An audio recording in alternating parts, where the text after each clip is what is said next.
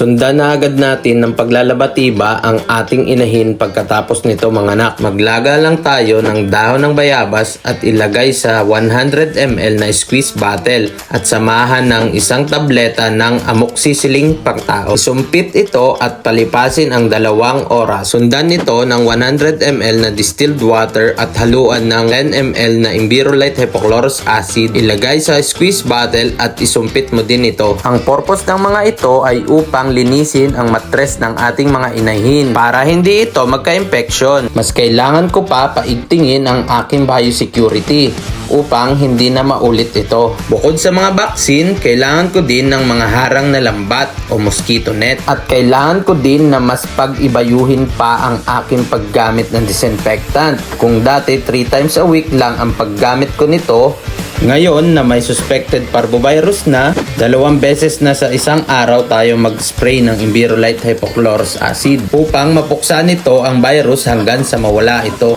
Sa tulong ng vet doctor na si Doc Joshua Husan ng Envirolite Philippines, maiaayos din natin ito at makakabawi rin tayo. Kaya, sigurado ka with Envirolite.